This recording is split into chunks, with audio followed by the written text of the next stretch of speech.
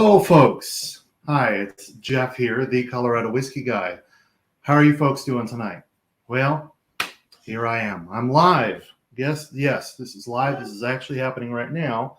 And as is always, things unexpected are happening. I thought this one would be asleep by now, but that's okay. So, my little co-host right here. So, everybody's watching. Why don't you let me know? What are you drinking on tonight? What are you doing? What are you having tonight?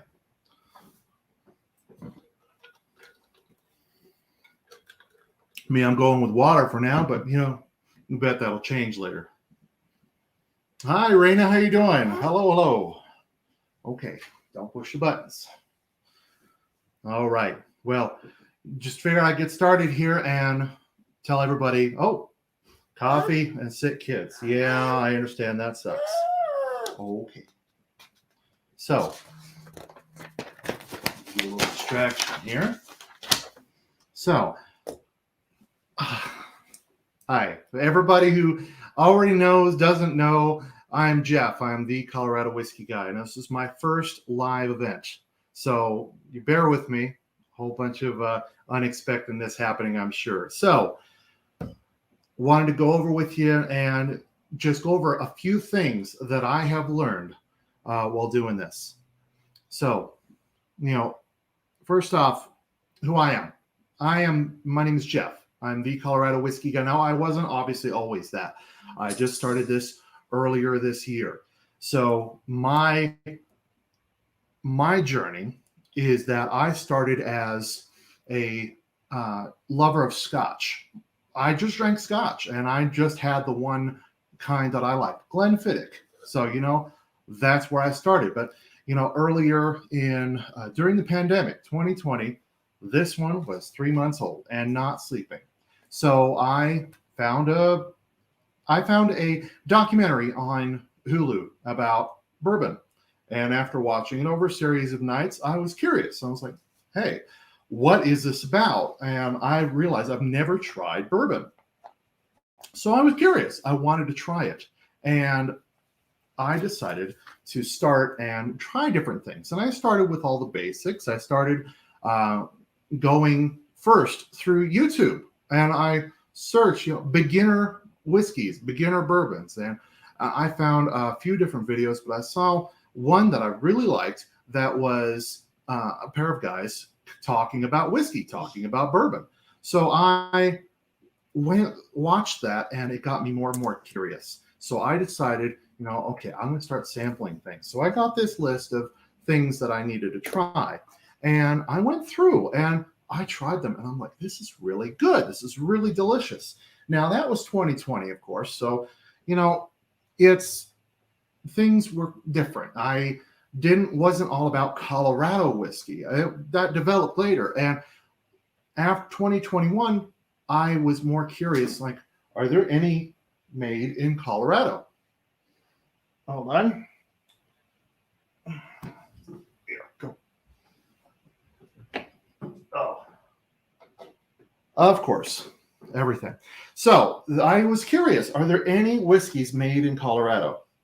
So I looked around and decided, there's Stranahan's, there's Axe in the Oak, and I was, okay, these are Colorado whiskeys. And so that led me to my discovery, and I found out the first thing I learned, there are over 100 different distilleries in Colorado. That's crazy. I think that's nuts. And I was astounded. I realized that over 100 different distilleries in Colorado, I had no idea.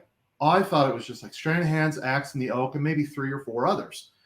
But realizing how much there was, that just set me on fire. I started looking around, and I started searching Colorado whiskey. There was nothing. I didn't find any videos. I found hardly anything. All I found were a few videos talking about Axe in the Oak or Stranahan's, and that's it. They weren't talking about Colorado whiskey.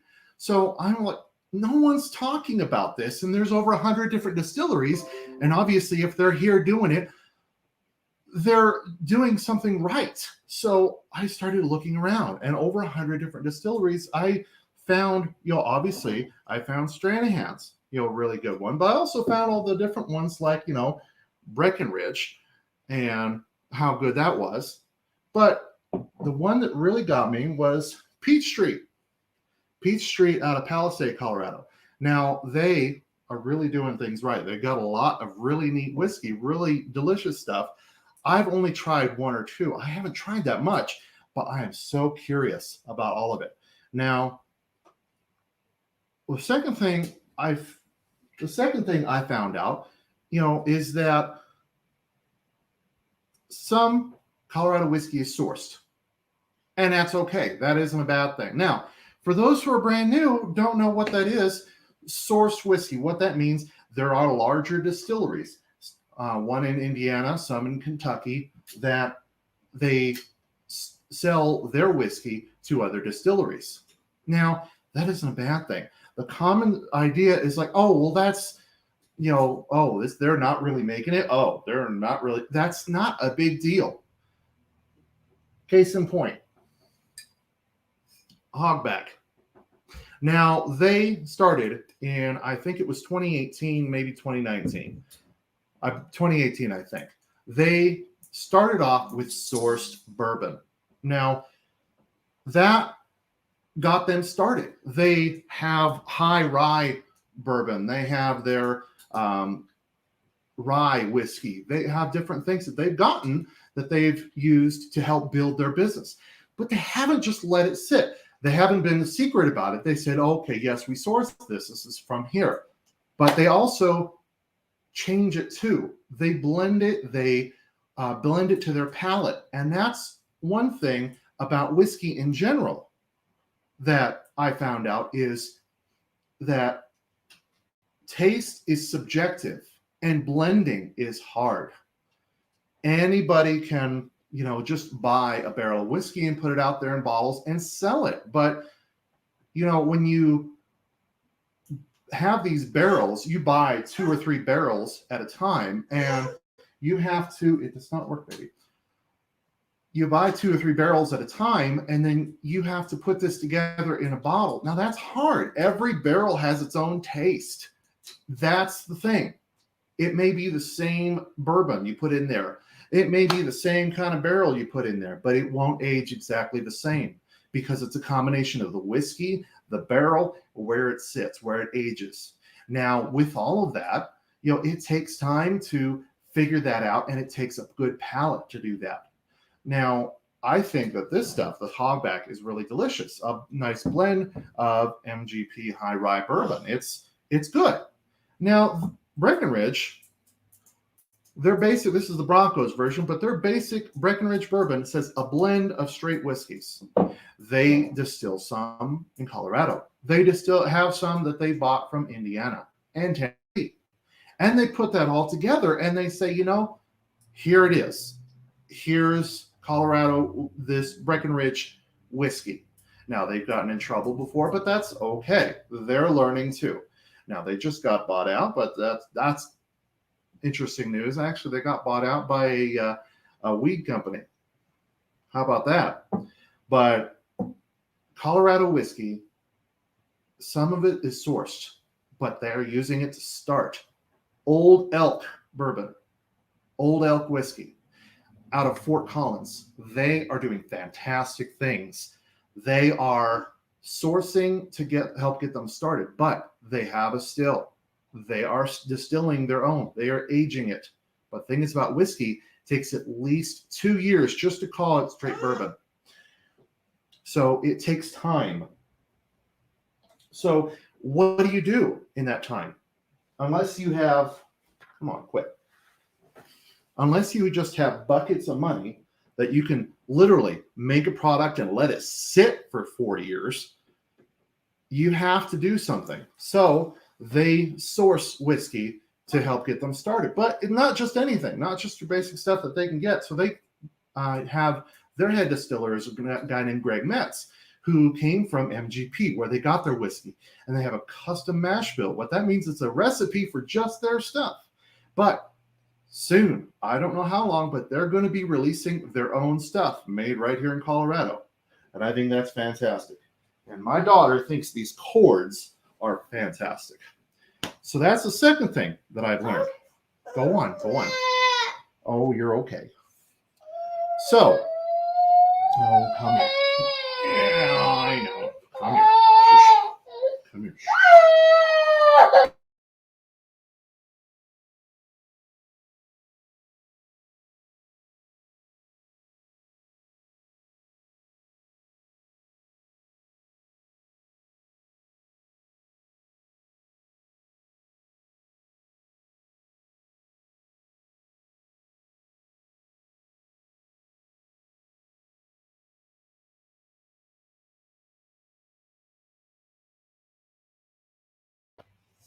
Sorry about that. Had to deal with a tired child. And, any parent knows things don't go as planned. So that's the second thing I've learned. Sourced, some of it is sourced, but, there's a lot of places that are doing great things. Now, the third thing I've learned, it's early. Guess what? Stranahan's started. Oh, clear. Okay, quick. Go on. Here.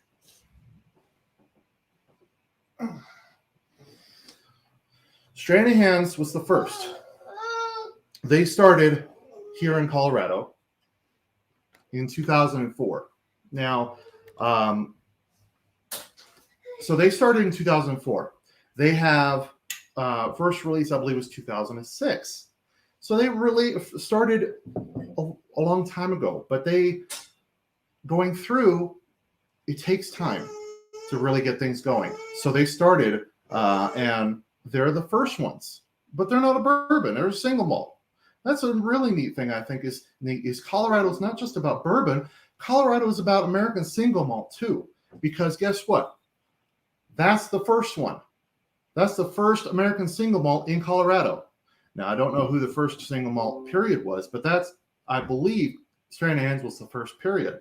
Now, that being said, there's a lot of different distilleries that are doing American single malt now. Now, and it's a great category because it's a blend of kind of what we do with bourbon and what the Scotch does. So it's its own thing. And there's a lot of different distilleries that are doing American single malt now. Now, they were the first, but for a long time, there was only a handful, under 10. And then there was 20. And then there was 40. Now there's over 100. Now, there's a big windfall of distilleries that started in 2018, 2019, and 2020 who are really getting things going. One that I think is really neat is Copper Sky. What he did is he bought a distillery, but he realized the distillery is not up to par, so he's sourcing. And guess what? He's sourcing his light whiskey, and he's releasing that. But he's getting his own larger space. He's getting his own still. So eventually, he'll be able to release his own. So it's early. Over 100 different distilleries. And now with the craft whiskey movement. Okay, go on. Oh.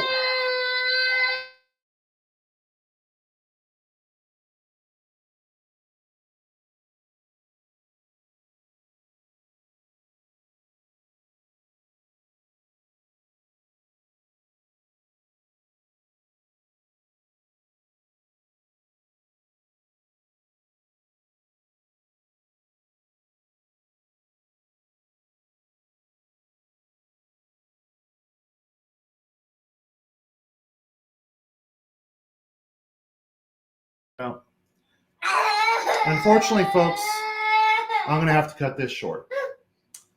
This isn't working. And I have a kid who won't go to sleep. So